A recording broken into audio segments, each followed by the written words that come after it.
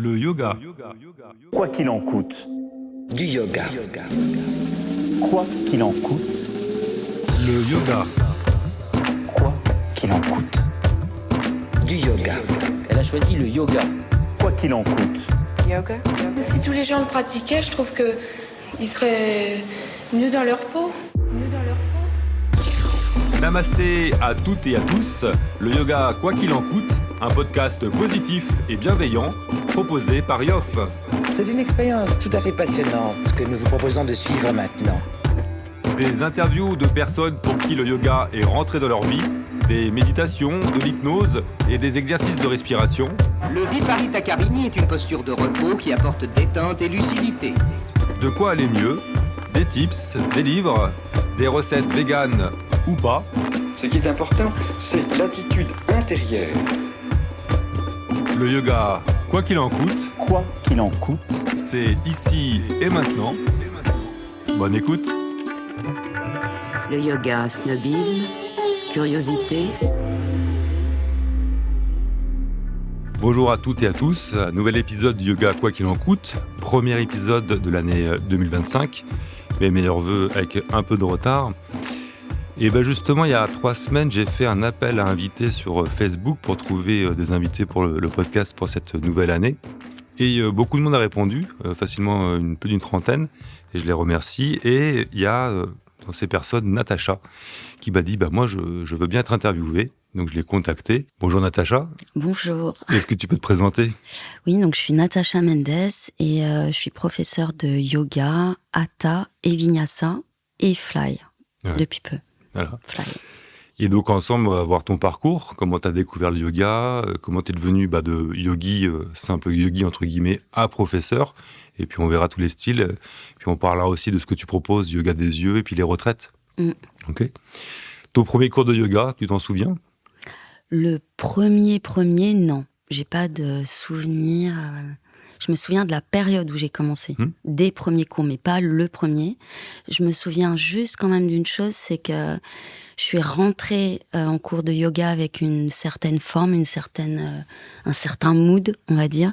Et quand je suis ressortie, je me sentais différemment. Enfin, je savais pas l'expliquer, mais c'était une histoire d'énergie, sans doute, je sais pas. Mais je m'étais dit, mais c'est dingue ce truc. Enfin, voilà, ça m'avait fait ça. C'était une période particulière de ta vie ou... Ouais, un peu, parce que j'arrivais à Paris depuis peu. J'avais fait une école de théâtre avant, dans le Lot, vers Cahors. Et j'avais adoré cette école. Il y avait un entraînement physique hyper important. Enfin, c'était génial. Et quand je suis arrivée à Paris, j'étais un peu comme un lion en cage. J'étais pas bien, ça m'angoissait, le métro, le monde, la pauvreté dans la rue, tout ça. Enfin, Et j'avais besoin encore d'un entraînement physique. Ça me manquait. Et une amie m'avait dit, tu devrais essayer le yoga.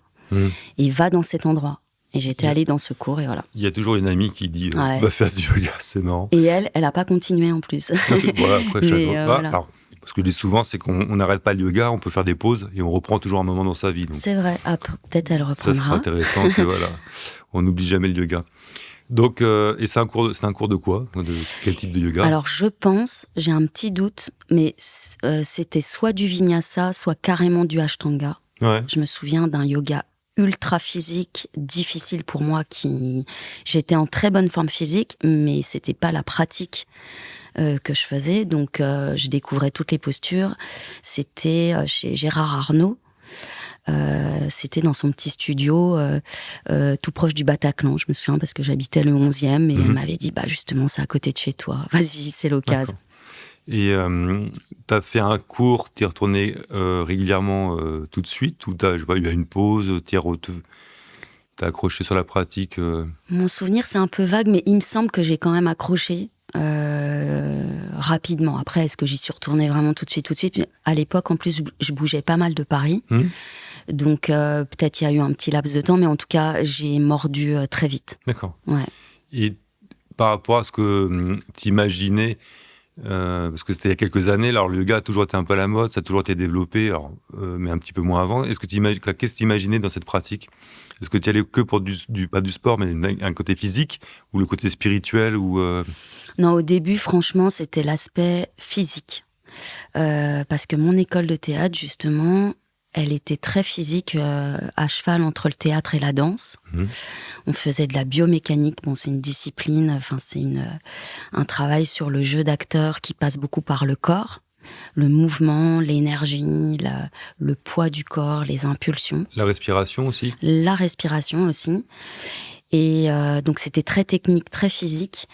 Et ça, je pense que c'est ça qui a déclenché mon travail sur le corps et mon goût de ça. C'est-à-dire que j'ai commencé à découvrir finalement que j'avais un corps, mais que je pouvais m'en servir de ce corps pour faire des trucs, quoi. Et je pense que c'est ça qui m'a amenée au yoga en vrai. Et quand je suis arrivée à Paris, j'ai senti que j'étais comme un lion en cage. Ça allait pas. Il y avait quelque chose qui s'exprimait pas. Donc j'y suis allée pour quelque chose de physique, dégager cette énergie. J'étais pas du tout dans le côté spirituel. Franchement, ce côté-là, il est venu bien, bien plus tard. Ok. Et donc, premier cours suite à cet ami. Et après, comment tu as évolué, comment tu as intégré la pratique au quotidien ou dans ta vie de tous les jours ? Alors, je pense que ce qui s'est passé, c'est que dans mon souvenir, après peut-être que je transforme un peu, mais quand c'est arrivé exactement, mais il me semble que j'ai commencé à prendre des notes. J'avais un côté assez scolaire. Puis comme j'avais l'habitude à l'école de prendre des notes sur les exercices, là, je faisais pareil. C'est-à-dire, je sortais d'un cours de yoga, s'il y avait une posture qui m'avait plu, ou un exercice de respiration, je le notais direct dans un carnet, et chez moi, je refaisais. C'est ça qui s'est passé, en fait. Là, c'est intéressant. Tu le refaisais pourquoi ? Alors, c'est pas le bon terme, mais une sorte de challenge, c'est-à-dire que ça tu voulais t'améliorer. Ouais. Voilà. Je voulais m'améliorer, je voulais comprendre, je sais pas, je voulais refaire l'expérience, quoi. Ok. Et t'as toujours été au même cours ou t'as testé d'autres... Ouais, pendant longtemps, j'ai fait les cours chez Gérard Arnault. Donc, je l'ai eu, lui, en personne, mais surtout, j'ai eu ses élèves. Enfin, ses élèves, non, n'importe quoi. Enfin, ses professeurs qui l'avaient formé, quoi. Qui étaient plutôt des femmes, dans mon souvenir. Et j'allais souvent là-bas parce que ça me convenait. Et puis, c'était près de chez moi, en vrai. C'était pratique. L'argument numéro 1. Hein. Voilà. Et en plus, comme j'étais pas beaucoup à Paris, à l'époque, je travaillais beaucoup à l'extérieur. Donc, je pense aussi que c'est ça le fait, quand j'ai écrit, c'était pour pouvoir refaire quand j'étais partie. Ah, tu te faisais tes propres tutos. Je me faisais mes propres tutos, mais après, je les faisais pas forcément bien. Oui, mais j'essayais, voilà. Et à l'époque, il y avait pas, tiens, je vais me faire un cours en visio. Oui, il n'y avait pas YouTube et compagnie. Non, il n'y avait pas. Effectivement. Donc, c'était il y avait Internet, mais il n'y avait pas tout ça. Voilà. Et puis, il n'y avait pas peut-être pas autant de matériel, de vidéos liées au yoga ou tous les exercices.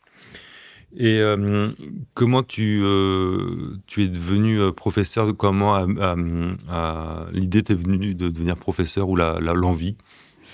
Alors, c'est venu très tard. Enfin, donc, toute cette époque dont je parle, c'était il y a plus de 20 ans. Donc, j'avais un métier. Le yoga, c'était vraiment comme un espace très intime, très privé. C'était vraiment mon moyen de me recentrer, de me poser soit dans un endroit, soit chez moi, de faire un peu l'aspect cocon, de me couper de l'extérieur. Et parfois, j'avais justement des amis qui me demandaient un mouvement. Ils savaient que je faisais beaucoup de yoga. Et parfois, j'ai des amis qui m'ont dit « Mais pourquoi tu fais pas prof de yoga ?» quand je leur parlais de mes difficultés dans mon métier, dans mon ancien métier. Et moi, je leur disais « Mais ça va pas, et surtout, je ferai jamais ça à Paris. Ça doit être l'usine. » Et puis, surtout, il y a tellement de profs bien mieux que moi, qui ont un niveau de dingue. Qu'est-ce que tu veux que j'aille enseigner ? Ouais. Et voilà. Et il y a 2 ans, suite à des difficultés dans mon travail, je me suis posé la question, qu'est-ce que tu pourrais faire avec autant de goût, de passion ? Et j'ai admis que ça serait ça, mais j'étais pas sûre. Donc là, j'ai fait une formation, surtout aussi parce que j'avais besoin de me sentir peut-être légitime, c'est peut-être un peu bête, d'axer la légitimité là-dessus. Ouais. Et aussi parce que j'avais peur de blesser des gens. Je me disais, connaître le yoga avec son propre corps, c'est une chose, mais c'est une responsabilité, hein, c'est certain. Ouais, l'enseigner et le donner dans le corps de quelqu'un d'autre, si quelqu'un a une pathologie, ou même une femme enceinte. Ouais. Je connaissais déjà ça, mais je connaissais pas bien l'anatomie. Et c'est ça. Important. Ouais, c'est ça qui m'a décidé. Et justement, tout à l'heure, tu as dit une phrase intéressante. Tu dis, j'ai découvert mon corps. Ça veut dire quoi? Tu l'as découvert en termes de sensations, parce que pareil, l'idée du podcast, parce qu'il y a plusieurs séries, il y a les professeurs, il y a les apprentis. Et moi, ce qui m'intéresse, c'est les gens qui n'ont jamais fait de yoga. Ils font 2 ou 3 cours et je leur demande pourquoi ça te plaît. Et c'est un peu pour retrouver la sensation, recomprendre la sensation qu'on a eue, parce que moi aussi, le yoga, ça m'a beaucoup aidé. Je donne toujours l'exemple un peu le même. Mais moi, quand je suis pieds nus au sol, j'ai vraiment un ancrage, que je sens le pied. Et avant, dire que je sentais pas le sol, ça serait idiot. Mais je le sens beaucoup plus depuis que je fais du yoga.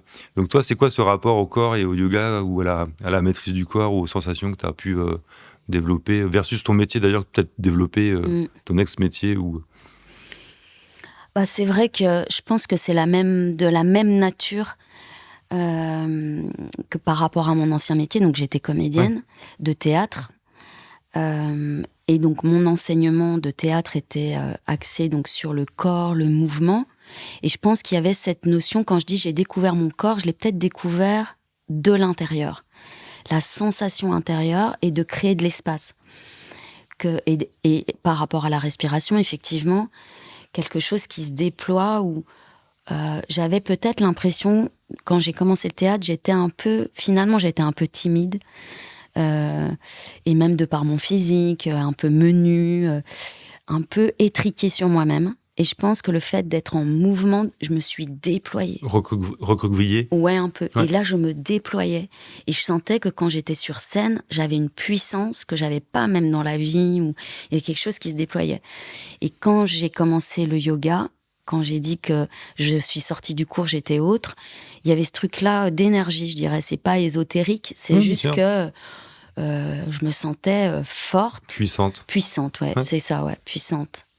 Et c'est ça. Non, parce que je vois à peu près de quoi tu parles, parce qu'effectivement, moi, ça, la posture, le fait d'être digne, on dit souvent digne de la posture, ça, ou le confort dans la confort, et tout ça, t'en fais un package qui, au quotidien, te permet de te transformer, non, mais de prendre une posture un peu plus vainqueur, combattant. Exact. D'accord, donc c'est ça que tu... C'est la structure externe qui t'amène à la dignité, enfin, qui t'amène cette force, et ça devient intérieur. Et d'ailleurs, quand je dis ça, je réalise en te parlant de ça, c'est exactement le principe de la biomécanique dont je parlais tout à l'heure, donc qui a été, pensé par Meyerhold, qui s'opposait au début, en tout cas. Après, ils se sont un peu complétés les deux, mais au départ, ça s'opposait à Stanislavski, une autre méthode de jeu. Donc ça, c'est plus l'acteur studio, la psychologie. On prend un personnage par la psychologie intérieure,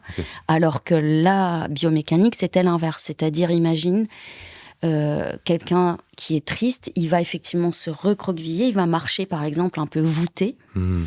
Et bien là, on te dit, si ton personnage est triste, comment il marche? Comment ta cage thoracique elle est? Tu vois, et finalement, le yoga, c'est ça. Quand on te dit ouvre le sternum, quand tu vas faire des postures d'ouverture comme le chameau, par exemple, tu dégages les clavicules, tu dégages le plexus. Ouais. Là, d'un coup, tu sens que tu respires autrement et comme par hasard, tu te sens mieux. Donc, c'est un peu toute cette logique-là du corps qui amène aussi les émotions. Et moi, c'est ça qui me fascine, c'est comment c'est lié, et le corps, et les émotions, et l'esprit, après, si on déborde là-dessus, quoi. Et tu as des exemples un peu précis où sur une pièce, ou une scène de théâtre, il y a le yoga qui a un peu circulé en toi, justement par rapport à ce côté posture, force, ancrage? Alors oui, ça, l'ancrage, par exemple, ne serait-ce que quand tu marches sur un plateau. Tu as une entrée de personnage à faire. L'entrée, c'est hyper important. Imagine une scène, il y a 2 personnages sur scène qui se parlent, et à un moment donné, tu as une 3e personne qui arrive. Alors oui, il y a déjà l'éclairage qui va peut-être se braquer sur cette personne, mais comment tu vas rentrer? Est-ce que tu rentres au ralenti pour amener une impression comme ça, un peu de suspense et de quelque chose d'un peu lourd? Est-ce qu'au contraire, tu cours? Est-ce que, comment, effectivement, est-ce que tu es redressé ou pas? Déjà, cette première image, ça va être une impression forte pour le spectateur. Après, la respiration. Évidemment, parce que, par exemple, quand tu as une respiration saccadée, ça va induire un état émotionnel. Donc, tu vas aussi travailler là-dessus. C'est exact. C'est vraiment, oui, il y a beaucoup de ressemblances, finalement. Ok. Et donc, tu en parles au passé, ce métier de comédienne, c'est sûr et certain, c'est du passé, ou là, on a un peu parlé un petit peu d'une reconversion. Tu peux m'expliquer le cheminement qui fait que tu as arrêté ou pas encore le comédienne pour être professeur à part entière? C'est-à-dire que j'ai pas mal travaillé quand même avec des metteurs en scène que je trouvais intéressants, avec qui j'ai beaucoup appris, et même humainement, c'était super. Et puis après, ça s'est un peu tari, mon activité, malgré plein d'actions de ma part, c'est-à-dire faire des stages, rencontrer des nouvelles équipes, postuler, faire une bande démo, essayer d'aller vers les métiers de l'image plus, le cinéma ou la pub, tout ça. Et voilà, je me sentais plus assez créative parce qu'il y avait plus assez de travail, tout bêtement. On est de plus en plus à faire ce métier. Il y a de moins en moins de budget parce qu'en plus, je faisais du théâtre dit national qui dépendait des subventions de l'État. Donc, on le sait, hein, la culture, elle a été quand même bien impactée par les coupes budgétaires. Et ça s'est ressenti. Et à force, j'arrivais plus moi-même à jouer le jeu, de me mettre en avant, de me considérer comme un produit. Il y avait plus cette... Et puis peut-être aussi ma part de responsabilité, peut-être que j'ai pas à un moment donné su ouvrir certaines portes, rencontrer d'autres familles, parce que tu crées des familles. Rencontrer d'autres familles, peut-être que c'est ça qui s'est passé. Et à un moment donné, pour moi, ça s'est joué d'une manière très concrète. J'avais plus d'argent, j'arrivais plus à bosser, je me levais le matin, j'étais déprimée, j'avais besoin d'un moteur créatif et je pense que j'ai toujours besoin de ça. Et là, aujourd'hui, dans le yoga, je trouve ça parce que pour moi, c'est intarissable l'inspiration. Je me dis, j'en sais rien de quoi ma vie elle est faite, etc. Peut-être que je serai pas professeur pendant longtemps, j'en sais rien en fait. Pour moi, tout est ouvert.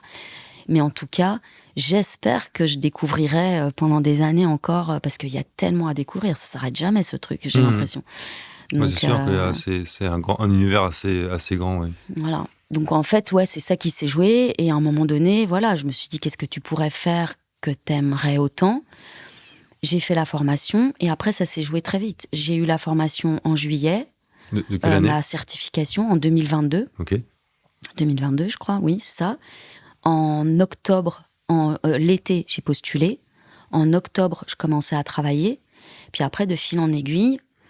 Et après, je me suis laissée un peu porter. J'ai vu que ça me plaisait beaucoup d'enseigner, de transmettre. Oui, il y a l'enseignement, ça qui est ta raison, il y a deux facettes. Il y a le yoga pour le yoga. Voilà. Et après, il y a la transmission, l'enseignement. Ouais. Voilà. Et donc, mais pour un peu comprendre, ça a été un cheminement sur 6 mois, 1 an, où il y a eu en une semaine, c'était acté que tu basculais sur le professorat. Je me suis juste dit, je fais la formation, donc ça a pris... La formation, c'était sur 5-6 mois. Donc déjà, ça m'a permis, pendant la formation, aussi de voir. 5-6 mois pleins? Non, 5-6 mois, c'était en fait des modules avec des thématiques. Et c'était, dans mon souvenir, c'était des longs week-ends. 8 heures par jour, bien intensifs. Un week-end par mois. Plus du travail toutes les semaines en visio, plus le travail sur l'histoire du yoga, la philosophie du yoga et l'anatomie avec un ostéopathe. Donc il y avait toute une partie visio et une partie aussi en présentiel. Et donc là, ça m'a donné le temps de digérer l'apprentissage dans mon corps, de me projeter moi en tant que professeur, puisque quand même la formation était vachement axée là-dessus, comment on envisage le mouvement par rapport à quelqu'un, comment on lui transmet. Oui, c'est pas pareil. Voilà, c'est pas du tout pareil. J'ai commencé à me projeter. J'étais pas du tout sûre que... Voilà, moi, c'est step by step. Je me dis pas... Je mesure justement le moment présent. J'essaye de me réajuster toujours au moment présent. Ce qui est bon pour moi là aujourd'hui, peut-être que dans 1 an, je vais sentir que je transmets moins bien, ou je sais pas pourquoi, mais voilà, faut que j'aille ailleurs et voilà. Okay. C'était une formation de quel type de yoga ? C'était Vinyasa et Hatha mais c'était surtout Vinyasa.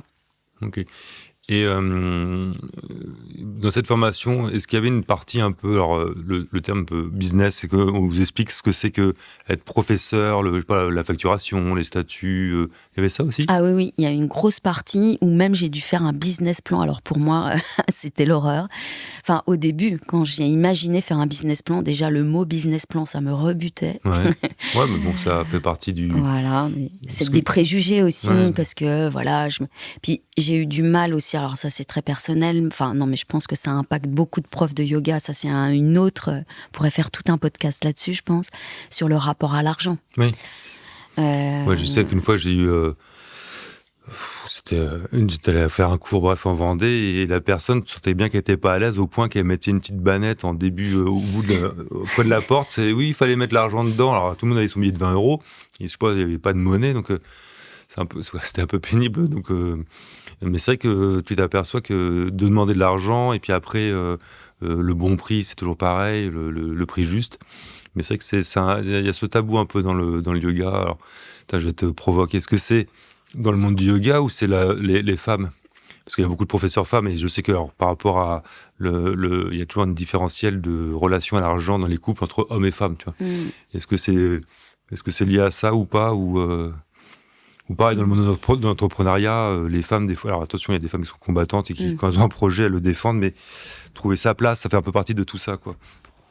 Oser prendre sa place, voilà. Oser prendre sa place et oser demander de l'argent. C'est peut-être ça une sorte de socle commun, quoi. C'est vrai que moi, je ne l'ai jamais lié au fait d'être une femme, parce que même si je connais bien ces histoires-là de décalage, déjà d'inégalité de salaire... Oui, voilà. Ça. Mais moi, j'ai jamais tellement... en fait, je me suis jamais tellement différenciée des hommes. J'ai jamais tellement... je suis jamais rentrée vraiment dans ce genre de clivage. Mais moi, c'est plus en termes d'individu que déjà l'argent m'a toujours posé un problème. D'accord. Donc, même en tant que comédienne, je pouvais des fois me dire, quand je pense quand même que je me suis éclatée toute la journée à répéter, à rigoler, et que moi, je vais gagner de l'argent, et que je vais gagner 2 fois, et puis parfois pour la télé, 6 fois, 7 fois ce que gagne quelqu'un alors qu'il se crève à l'usine. Ouais. Déjà, ça, pour moi, c'était un gros souci. Alors, le yoga, où pour moi, c'est quelque chose comme une philosophie du corps, de l'esprit, une manière de prendre la vie. Et moi, un jour, je décide que je vais être une petite fourmi qui, elle aussi, va prétendre à partager le message, et que pour ça, je vais gagner ma vie. Ah, d'accord. Ça, déjà, voilà. Ok. Je précise juste par rapport à l'histoire des femmes, c'est qu'il y a beaucoup de livres ou de podcasts, justement, il y a tout un phénomène où des femmes expliquent que quand c'était en couple, c'est l'histoire de la voiture et des pots de yaourt. C'est que l'homme achète la voiture et la femme va acheter les pots de yaourt, et que le jour du divorce, il y a un côté très inégalitaire. Je garde la voiture, mais les pots de yaourt, tu peux pas les garder. Ouais, quoi. Ouais. C'est à ça que je pensais. C'est pas non, de préjugés. Mais je comprends. Non, mais je comprends. Puis il y a une vraie problématique là-dessus en ce moment, et c'est bien qu'elle sorte. Mais moi, en tant que femme, c'est vrai que ça m'a pas. En tout cas, j'ai l'impression que ça m'a pas tellement impactée, alors qu'en fait, peut-être. Voilà, c'était très synthétique. C'est peut-être plus un tabou de l'argent chez les côtés féminins, et encore, ça évolue. Et donc, donc dans cette formation, il y avait ce côté un peu business plan. Ah, complètement, parce qu'en fait, il y a eu une grosse partie même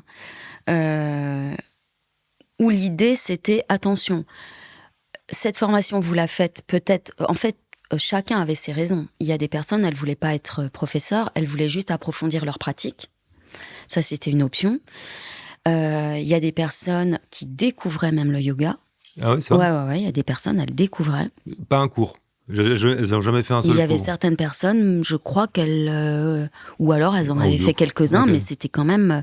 Mais elles avaient une autre activité comme naturopathe, et elles voulaient enrichir, voilà. Et il y avait des personnes comme moi qui avaient déjà cette idée quand même au bout d'enseigner, mais qui n'étaient pas non plus sûres, mais voilà. Et là... on nous a bien fait mesurer qu'après, il faut, cibler une clientèle, se différencier, parce que effectivement, le marché du yoga, surtout aujourd'hui, c'est blindé de blindé. Ouais. Il y a une grosse concurrence. Trouver son originalité, etc., etc. Faire un plan prévisionnel budgétaire. Non, mais ne serait-ce que comprendre que, je sais pas, tu gagnes 100 €, mais il n'y a pas 100 € à la fin dans ta poche. Entre les charges, c'est ça, entre tes charges, les impôts. Ce que tu as investi peut-être en matériel, bien sûr. Tes transports, la nourriture que tu dépenses, parce que tu es toujours aussi à l'extérieur. T'as pas de... Ça, je l'ai compris, je m'étais même pas tellement posé la question, mais t'as pas de défraiement quand tu es auto-entrepreneur. Ouais.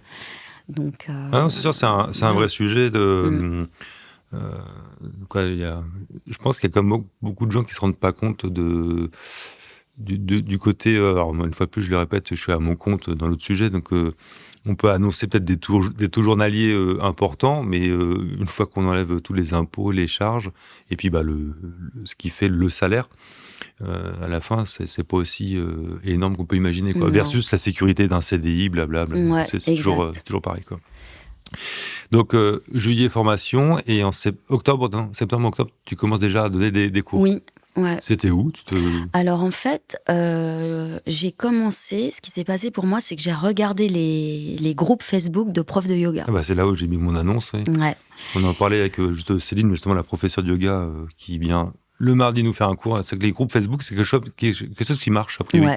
Ouais. Ça fait partie dans certains milieux. Il y a des gens qui me disent « Ah là, mais Facebook, c'est complètement has-been, ». Mais moi, je pense que dans le milieu des comédiens et dans le milieu du yoga, il y a encore énormément de choses qui passent par Facebook. Et dans beaucoup de milieux, c'est le côté technique. C'est un rare des espaces par rapport aux réseaux sociaux. C'est comme un forum. Exact. On peut poster un message, on peut te répondre, prendre contact. C'est l'équivalent des forums pour ceux qui existent toujours d'ailleurs. Donc les groupes Facebook, c'est un peu ce qui maintient même la plateforme de manière générale, quoi. Et même, je trouve que Facebook, il y a plus de contenu pour moi. C'est-à-dire, tu peux vraiment avoir un article complet sur l'Ayurveda, sur tel concept hindouiste. Enfin, tu peux développer. Sur Instagram, non. Enfin, t'as du contenu, mais c'est beaucoup plus succinct, plus rapide. Ça doit être une minute, c'est pour rebondir sur autre chose. Voilà, quoi. C'est autre chose. J'aime bien Instagram pour d'autres raisons, mais Facebook... On le mettra d'ailleurs dans la description de l'épisode. Donc, j'ai vu les groupes Facebook de professeurs, et je voyais qu'il y avait pas mal de professeurs qui cherchaient des remplaçants. Et là, je me suis dit, tiens, ça c'est super, parce que ça te permet de te tester, et de faire un réseau, de rencontrer, de voir. Donc en fait, j'ai commencé à remplacer une professeure qui est super, cette professeure qui a fait beaucoup de choses sur les réseaux d'ailleurs et tout. Tu pourrais peut-être l'interviewer. Je te donnerai son nom. Avec plaisir. Peut-être, je sais pas si ça lui plaira, mais donc voilà, on verra. C'est pas évident pour tout le monde de parler au micro. Je m'aperçois de ça des fois. Peut-être. Elle, j'ai l'impression qu'elle a l'habitude, mais bon, je lui demanderai peut-être avant. Voilà. Pas de problème. Mais parce qu'elle a une démarche intéressante, elle aussi, par rapport au yoga. Enfin, elle a un truc particulier, donc voilà, je pense à elle. Et c'est grâce à elle, d'ailleurs, tout ça un peu, parce que donc je l'ai remplacée 1 fois, 2 fois, 3 fois. Les cours se sont apparemment bien passés, les gens étaient contents, parce que des fois, ils aiment pas trop les remplaçants, enfin, c'est compliqué. Il y a un jugement, presque. Voilà, ils comparent, forcément. Ouais, et elle m'a rappelé 1 fois, 2 fois, et puis après, de fil en aiguille, et c'était dans une salle de sport. Voilà. Et c'est comme ça que j'ai commencé. Salle de sport type chaîne, une chaîne, genre. Ouais. Dans laquelle j'aurais jamais pensé. D'une part, qu'il y avait du yoga dans ce genre de salle. Laquelle, tu peux le dire. Ouais, je peux le dire. Ouais. C'est les cercles de la forme. Ok. Voilà. Et moi, je savais pas que ce genre de salle proposait du yoga. Et surtout, parce que moi, j'avais fait toujours du yoga qu'en studio. Et voilà, quoi. Donc voilà. J'ai commencé. Voilà. Et après, ça s'est enchaîné comment après, de fil en aiguille, un remplacement en appelle un autre. Et puis, à un moment donné, elle elle a eu besoin de se dégager de certains créneaux pour faire d'autres choses. Et elle m'a proposé de reprendre ces créneaux. Donc, j'en ai eu plusieurs comme ça, dans différents cercles de la forme sur Paris. Et puis, toujours avec Facebook, un jour, j'ai vu qu'une association, enfin une MJC, la MJC de Neuilly, sur Seine, recherchait un prof de yoga. Je les ai contactés. Après, j'ai dû faire des candidatures spontanées dans des entreprises. Donc aussi, je travaille en entreprise. Des petites associations. Ça, c'est intéressant. L'entreprise t'a contacté directement, ils ont dit OK, ou t'es passé par une plateforme, quoi? Alors justement, celle-ci, j'ai un petit doute. J'ai l'impression que j'ai dû passer par une plateforme. Parce qu'en fait, un jour, on m'a dit, tiens, on m'a écrit un mot, un tel nous a donné votre contact. Et je me souvenais pas de cette personne. Donc je pense que j'avais peut-être branché une plateforme. Parce qu'il y a aussi des plateformes ou des agences qui positionnent Oui, c'est ça. Eux, c'est des prestataires. Enfin voilà, ils m'engagent moi, et eux, ils ont un contrat avec l'entreprise. Ouais, voilà. Et à la limite, je ferai aussi plus tard un épisode sur le yoga d'entreprise, parce que voilà, une fois de plus, je le cite à chaque fois, mais dans le coworking où on est, là, chez Morning, il y a donc du yoga. Et puis, il y a des gens qui en font jamais. Donc, ça, que c'est un point de départ aussi intéressant par rapport à ce que tu dis, faire passer le message que ça peut être une bonne accroche, quoi. Et donc, finalement, tu interviens dans combien de cours ou dans combien de clubs différents, studios, quoi, c'est à peu près? Alors, en 2 ans, limite la progression, toi, t'es passé de un cours peut-être à... Ah oui, ouais. Bah, là, maintenant, je suis sur à peu près 13-14 cours par semaine. Par semaine? Par semaine. C'est énorme. C'est quand même pas mal, ouais. Attends, on va dire 15, ça en fait week-end compris? Alors, le week-end, j'essaye de ne pas travailler, sauf remplacement exceptionnel, et quand moi, je fais mes propres stages. Mais sinon, j'essaye de me garder, parce que sinon... Bah déjà, j'ai besoin de récupérer physiquement, la fatigue, et même mentalement, parce que c'est autre chose d'aimer le yoga et de devoir... En fait, ce qui est très fatigant pour moi, c'est pas tant les cours. Alors moi, en plus, je pratique en même temps que mes élèves. Okay. Je sais qu'il y a des professeurs qui guident à la voix, ce qui n'est pas moins fatigant. C'est un autre engagement, une autre précision mentale. Mais moi, j'aime bien partager la pratique. Et puis surtout, c'est parce que j'ai plein de niveaux différents. Parce que comme c'est pas en studio où il y a des niveaux, balancer un vinyasa à fond la caisse avec des élèves qui ne connaissent pas les ajustements, qui peuvent se blesser parfois dans les articulations, je montre beaucoup. Et tant qu'à montrer, une fois que je suis partie, je suis partie. Ouais. Alors des fois, je quitte le tapis pour ajuster, préciser des choses, regarder un peu, mais quand même, je pratique beaucoup. Donc voilà, et j'ai perdu du coup un petit peu le fil. Non, pas de souci. Je faisais le calcul, le business plan dans le 15 cours par semaine, voilà. par week-end. 13, ouais, voilà. Donc déjà, ça fait 2 cours par jour, donc déjà... 2, des fois 3. Ça peut prendre de l'énergie. Ouais, et c'est les déplacements, voilà c'est ça. Et j'imagine que tu n'es pas dans le même... Les déplacements, c'est ça qui... Et ça, j'ai écouté justement beaucoup de podcasts, parce que j'adore les podcasts, parce que justement, j'ai découvert les podcasts, parce que je me déplace tellement que j'en peux plus des trajets en métro, donc... j'ai envie de m'évader, quoi. Donc, soit je lis, soit... Et pas perdre son temps. Et pas perdre mon temps, apprendre des choses. Apprendre des choses, ouais. Et c'est énorme, les podcasts, tu peux te dire, ah, tiens... je découvre tellement de choses. C'est du temps long, en plus. Ah, ouais. Moi aussi, alors, je vais pas refaire l'histoire, mais moi, là-bas, je suis en scooter. Merci la mer, maintenant, on doit payer le stationnement. Donc, finalement, il bouge plus beaucoup. Et j'ai dû reprendre le métro depuis 1 an et demi. Et c'est vrai que j'aime pas perdre mon temps. Et un podcast, ça te permet, alors, au-delà des podcasts et de mon podcast de yoga, ça permet d'apprendre des choses et de rebondir. C'est un temps plus... ça fait travailler le cerveau, un peu comme la lecture. Ouais, c'est vrai. T'es active ou actif versus quand tu scrolles pour rien. Voilà. Donc, écouter des podcasts, c'est toujours sympathique. Ou faites votre propre podcast, c'est aussi sympathique. Et là, limite, si on revient sur le switch, est-ce que c'est un pari réussi ? Quand tu es contente d'être professeur, ton rythme avec les avantages et inconvénients, mais tu te dis chouette, parce qu'en 2 ans, je trouve que c'est rapide, au bon sens du terme. Si tu veux faire un bilan par rapport à cette reconversion. Moi, j'en suis vraiment hyper heureuse, parce que même sur certaines semaines où, par exemple, je sais pas, j'avais certaines douleurs, parce que parfois, tu as un petit peu mal dans le corps, parce que, voilà, entre ta pratique perso, les cours, les transports, et puis une forme de préoccupation mentale, tout ça, ça peut un peu t'affecter. Mais il y a toujours quelque chose qui me tire vers le haut, c'est le retrouver les gens. Moi, c'est le contact, en fait. J'aime vraiment beaucoup le partage. Les gens qui viennent me parler avant, après, qui ressortent avec le sourire, qui te disent « Oh là là, j'avais mal au dos et là, depuis 3 mois, je sens que je m'en sors de ces problèmes de lombaire ou autres. » C'est carrément génial. C'est gratifiant. En fait, c'est énorme. Ça te... Ouais, c'est vraiment heureux. Mais quelque part, c'est comme quand t'es comédien et que tu sors du spectacle et que quelqu'un vient te parler pour te dire j'ai pleuré ou j'ai ri. C'est quand même, il n'y a pas beaucoup de métiers, je trouve, où on vient te dire c'est cool ce que tu fais. C'est quand même énorme, merci. Ces métiers. Ou merci, c'est Tout quand même. simplement, ouais. Enfin, ça te porte, quoi. Ça donne un sens à ton job et à la vie.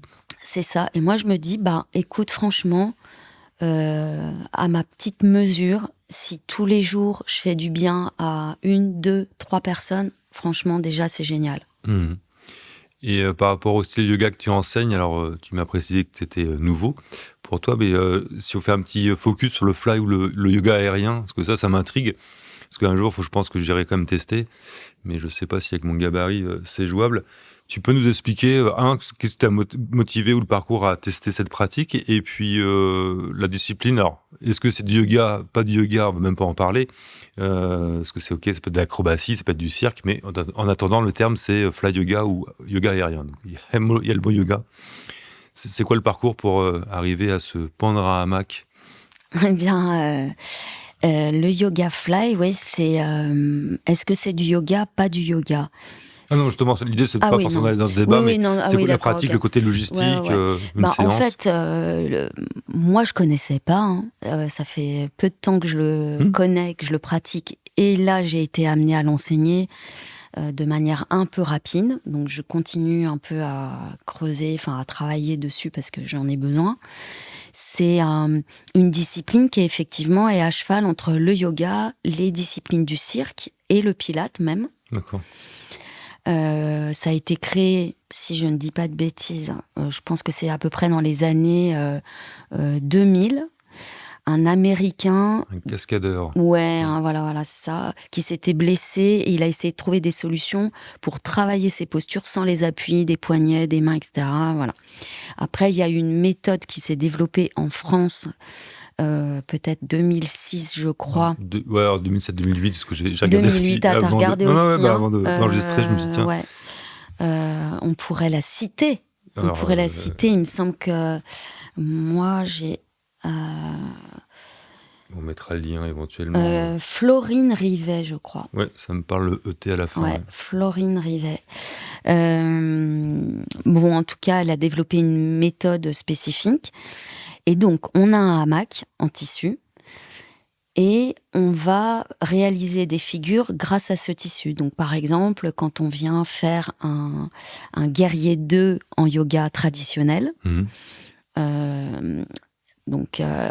là, on va faire notre guerrier 2 avec une jambe dans le tissu, la jambe qui est pliée et la jambe tendue au sol. Donc, la jambe qui est dans le tissu, elle va être supportée. Donc, d'une part, le tissu, ça va alléger un peu la sensation dans les articulations. On peut se relâcher dans le tissu. Et en même temps, le tissu, il l'emmène avec le mouvement. Donc, il est accroché au plafond. Et il l'emmène, donc il va provoquer un étirement encore plus profond du muscle et de l'articulation. Une tension. Voilà. D'accord. Donc, après, il y a beaucoup d'inversions avec le yoga fly. On a la tête en bas, ou des postures comme la chauve-souris, par exemple. La chauve-souris, on a donc la tête en bas, on est pris dans le tissu complètement donc par les épaules. On est juste tenu, les épaules sont dans le tissu, on a les pieds en haut. Et là, par rapport à une inversion classique en yoga où on est en appui sur les mains, là, il n'y a pas d'appui. Et là, la colonne vertébrale, elle est complètement étirée. Ça décomprime les disques. Et donc, c'est assez génial pour... Tu sens une différence dans la sensation? Ouais, énorme. Alors moi, ce que je sens quand je finis un cours de fly ou que je pratique pour moi, c'est je suis dans un relâchement, mais hallucinant. Beaucoup plus qu'une séance intense, c'est pas le bon terme, mais un truc où tu aurais... D'accord. C'est différent. Alors, est-ce que c'est parce que pour moi, c'est nouveau et que c'est une autre sensation? J'ai l'impression que ça me fait travailler aussi les tissus différemment. Parce qu'en plus, donc le hamac, le tissu, il compresse des zones, les cuisses. Et donc, apparemment, la compression fait que ça va agir aussi sur ton système lymphatique. Ça permettrait à la lymphe de nettoyer un peu le sang comme ça. Un système de pompe. Ouais, voilà. Parce que ça compresse et après tu défais. Donc il y a un afflux de sang et voilà. Donc il y a quelques contre-indications quand même, il faut le dire, au Yoga Fly. Comme tout le monde ne peut pas pratiquer. Genre, si tu as un glaucome, donc de l'hypertension oculaire, ça faut vraiment pas. Voilà. Ok. Tous les problèmes cardiaques, d'hypertension en général. Si t'es enceinte, non plus. Mais c'est une discipline pour les débutants, quoi. C'est accessible ou faut déjà être un peu. Non, complète. Pour les débutants, après, faut que le cours soit adapté. Oui, ok. Mais oui. Enfin, si le professeur s'adapte, moi, je m'adapte à tous les niveaux. Des fois, j'ai quelqu'un qui arrive alors qu'on a fait 20 cours déjà depuis le début de l'année. C'est pour tous les corps. Moi, je suis grand. Les gens qui sont un peu plus peut-être enveloppés, c'est accessible pour tout le monde ou faut. Je sais pas. Est-ce qu'il y a une sorte de poids déjà avec le côté hamac?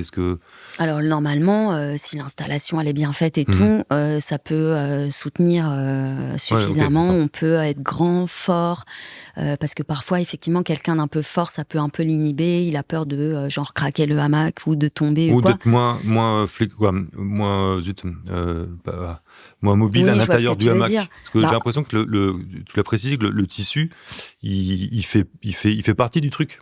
Complètement. Donc, alors j'ai bien compris que le savasana, tout le monde s'endormait dedans à la fin, mais durant la pratique, j'ai l'impression que il y a des frottements, quand tu l'as dit. C'est sûr que je pense que quand on a plus de poids, il y a peut-être quelque chose à trouver pour que le corps il soit plus mouvant comme ça, mais normalement c'est bien. Après, ça dépend des installations, parce que moi, ça m'est déjà arrivé sur certains hamacs qui n'ont pas assez de tissu. Tu as différentes sortes de hamacs selon les prix, etc.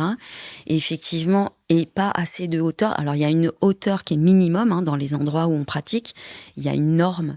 Mais parfois, cette norme, c'est pour quelqu'un comme toi, j'ai déjà eu le genre de, tu vois, d'homme avec 92, c'est ça le propos. Voilà. Si vous demandez. Je pense que ça va être chaud sur certaines postures où, par exemple, la posture de l'arbre que tu fais monter dans le hamac, ça pour toi ça va pas être possible parce que tu vas toucher ce qu'on appelle les daisy chains qui bloquent, qui sont comme des élastiques qui relient après à l'anneau le tissu. Ouais. Ça va te frotter sous les aisselles, c'est pas très agréable. D'accord. Quoi. Ouais. Mais sinon, faut faire attention à l'installation. Il faut se renseigner avant dans le studio ou dans la salle de sport. Il faut pas hésiter à demander parce que voilà quoi. À voir. C'est ça. Et dans les salles de sport type Cercle de la Forme, il faut savoir quand même que tu as un cours d'essai gratuit. Voilà. Okay. Donc tu peux venir essayer. Avec plaisir. Non, parce que vraiment, genre pareil, j'avais fait un article sur le blog du site et comme par rapport à l'interview, donc j'ai quand même fait des recherches. C'est tentant. Puis après, moi, je suis curieux. C'est ludique. C'est très ludique. Il y a vraiment un aspect, c'est comme quand t'es enfant, tu retrouves, moi je trouve, il y a quelque chose de l'ordre de l'enfance, tu te fais un peu des peurs en plus, parce que mine de rien, quand t'as la tête en bas, même si t'es dans le tissu et que ça risque rien, si t'es bien positionné, si le prof a bien vérifié tout, voilà. Mais toi, tu te fais des frayeurs parce que d'un coup, tu dois lâcher le bras et tu sais plus quand t'as la tête en bas, quand le prof te dit tends la jambe vers l'arrière, tu sais plus où est l'avant, l'arrière. Il y a un côté assez... ça te met un peu comme ça en risque. Ça te désoriente. Ouais, ça te désoriente. C'est assez palpitant, quoi. Et tu dirais que c'est physique à la fin, on en sort fatigué, quoi. Alors faut... C'est assez physique. Alors, on a l'impression, ah oui, c'est trop cool, je me mets en Shavasana, comme tu dis. Alors, le Shavasana dans le hamac, c'est vrai que c'est quand même un truc génial. Kiff, a priori, ouais, c'est un kiff. Mais quand tu dois te tracter, il y a un énorme travail musculaire au niveau des bras. Après, ça dépend les figures que tu fais aussi et tout. Mais il y a... moi, la première fois que j'ai fait un cours de yoga fly, alors que je pratique le yoga tous les jours depuis plus de 20 ans, j'ai eu des courbatures pendant 4 jours, quand même. Okay. Des grosses courbatures. Ouais, donc c'est pas l'amusement. Il y a un côté ultra physique. Ok, bah écoute, j'essaierai, je ferai un retour sur l'expérience. Ouais. J'ai vu également que tu proposais des retraites avec du yoga des yeux. Alors je sais pas si c'est lié ou pas, ou c'était le hasard. Non, la retraite, ouais, les stages de yoga que j'ai fait, les mini-retraites, on appelle ça retraite, mais en fait c'est des petits stages, parce que oui, c'est sur des week-ends. Là, j'avais pas fait du yoga des yeux, j'avais fait des thématiques, mais c'était du yoga, soit hatha, soit du vinyasa, ou des cours de yin-yang, ce qu'on appelle yin-yang, où tu vas mélanger des techniques de yin-yoga et des techniques yang. Et donc ça, oui, c'est sur des week-ends. J'ai fait ça en Normandie, en collaboration avec un coach sportif. Et puis à Dourdan, où je vais souvent dans un domaine qu'on appelle le domaine de Bel Air. Et ça s'appelle Bel Air Yoga Retreats. Voilà. Et c'est eux qui organisent, et tes professeurs, c'est eux qui t'appellent ou c'est eux qui organisent la retraite? Alors en fait, c'est deux choses. En fait, il y a le domaine qui appartient à quelqu'un, et puis il y a une femme qui s'appelle Sandra Etchebest, qui est à la fois prof de yoga, elle fait des massages ayurvédiques. Donc cette femme, elle est mexicaine, et enfin ça c'est une petite parenthèse, mais c'est parce que sa cuisine est inspirée aussi du Mexique. Et elle est prof de yoga, et donc elle fait appel à moi parfois pour donner mes stages. D'accord. Voilà. Donc soit c'est sa clientèle, soit c'est moi. En juin par exemple, j'ai un groupe là qui s'est constitué où c'est mes élèves que j'emmène là-bas. Et donc, effectivement, c'est à Dourdan, donc c'est... accessible en RER. Parce que c'est l'argument. Non, mais c'est la baseline. Non, mais c'est vrai que c'est cool. Pour les Parisiens qui n'ont pas de voiture. C'est cool parce qu'en fait, tu arrives le vendredi, tu quittes ton boulot. À 16h, tu quittes ton boulot. Et à 18h30, on se retrouve sur le tapis. Et en fait, c'est un domaine, mais vraiment, enfin, je dis pas ça pour faire de la pub et tout. Non, mais tu peux. C'est vraiment super, quoi. Ouais. C'est comme un petit château. Les chambres sont hyper belles. Il y a un grand parc autour. Il y a un petit sauna. Voilà, tu te poses, tu manges bien, tu rigoles et tu fais du yoga. Enfin, d'accord. S'il fait, c'est le bon principe. Et justement, pour un peu conclure, on peut te retrouver où dans ton planning? Eh ben, dans mon planning, on peut me retrouver dans les cercles de la forme. Faut que je dise les jours. Ah, ou comme tu veux, moi, si tu veux qu'on vienne à ton cours ou pas. Ah, ça c'est comme vous voulez. Mais alors, si vous voulez faire du hatha de tête, c'est les mercredis et les vendredis à 12h30 au cercle de la forme Cherche-Midi, rue du Cherche-Midi dans le 6e. Sinon, si vous voulez faire du vinyasa, c'est le vendredi soir 20h à Raspail. Voilà. Le fly, on a parlé du fly, c'est le jeudi à 13h rue de Bagnolet, dans le 20e. Voilà. Et sinon, mes autres cours, c'est plus dans ce que je disais, la MJC, donc c'est un abonnement à l'année, donc ça, si on n'est pas à la MJC, voilà, enfin, dans des associations, dans le 18e. Et une retraite au mois de juin. Et la retraite au mois de juin, mais elle est quasi complète, là. Mais voilà, Et ça te dit quoi, par rapport au business plan? Tu te dis pas, tiens, j'en ferai pas une deuxième? Oh si, là il faut que peut-être je pense à en faire une autre, soit dans l'été, soit même avant, au printemps. Il faut que je vois un peu comment les gens... mettre à profit la partie... ouais, voilà. Et des fois je fais des stages, alors là c'est moi qui les propose, je les fais au cercle de la forme, mais c'est moi qui détermine... Sur des thématiques, des thématiques comme ce dont tu parlais, le yoga des yeux, le yoga du visage, où là j'avais proposé ça parce que des gens me le demandaient. Et alors, tiens, question, je le débat, est-ce qu'on peut enlever le double menton avec le yoga du visage? Alors écoute, est-ce qu'on peut enlever? Oui, en faisant des exercices. Après c'est comme tout. On va pas rajeunir de 10 ans parce qu'on fait nos exercices tous les matins. Mais je connais des petits trucs pour quand même travailler sur le contour du visage et tout ça. Ok, parce que c'est justement Nicolas qui a eu cette discussion là dernièrement et s'est retrouvé dans ce débat-là. Est-ce que tu as quelque chose à rajouter ou à compléter ou un message que tu pourrais faire passer par rapport au yoga ou de manière générale? Qu'est-ce que je pourrais... moi, je dirais... mais est-ce que quelqu'un qui n'a pas fait de yoga écoutera ce podcast? Non. Après, tu a sais priori, pas. on ne sait pas. Mais quelqu'un qui n'aurait jamais fait de yoga, je lui dirais, essayez. Essayez juste une fois. Et réessayer si t'as pas été convaincu que le professeur a été... ça c'est sûr. Voilà, ça c'est sûr. Il y a vraiment... Mais c'est comme tout, il y a... Enfin, moi je sais qu'il y a des gens qui adorent mes cours, mais je suis sûre que, il y a d'autres personnes qui peut-être, elles me l'auront pas dit, parce qu'on va pas dire au prof... Le rôle du professeur est crucial dans un premier cours, une première approche, mais comme toute discipline, mais dans le yoga peut-être un peu plus même. Mais donc c'est pour ça, donc le message effectivement du podcast, c'est faites du yoga, essayez, découvrez. Et puis, si vous en faites plus, vous pouvez toujours y revenir. Oui, puis le yoga, là, on a parlé de l'aspect... Voilà, si je devais rajouter quelque chose quand même, c'est qu'on a parlé beaucoup de l'aspect postural, parce que, on a parlé du corps, du mouvement, donc ça nous a amené là. Mais évidemment, le yoga, c'est aussi s'asseoir et respirer en conscience. Bien sûr, respiration, méditation. Voilà, ça peut être lire un texte inspirant. C'est aussi se relier à tout, à l'univers, à tout ce qui nous entoure, aux autres, à la communauté d'êtres humains qu'on est, à la terre. Le yoga, ça peut, moi je pense, être jardiner et te dire tiens, ce truc il a poussé. Enfin, ça paraît un peu neuneux comme je le dis, mais c'est ça. Et puis après, il y a plein d'autres. On n'est pas obligé de faire du yoga dans une vie non plus. Pour moi, c'est inconcevable maintenant, mais après, moi, je trouve que c'est comme, il y a des gens qui aiment lire, et on dit, oui, mais une vie sans lire, non, c'est pas vrai, c'est comme une vie sans aller au théâtre, non. Oui, c'est faisable. Mais... Chacun trouve son point d'ancrage dans sa vie, et puis peut-être ça va changer, enfin, voilà. Ok. Voilà mon message. Merci beaucoup, Natacha. Merci à toi. Et puis, à bientôt. Au revoir. Au revoir.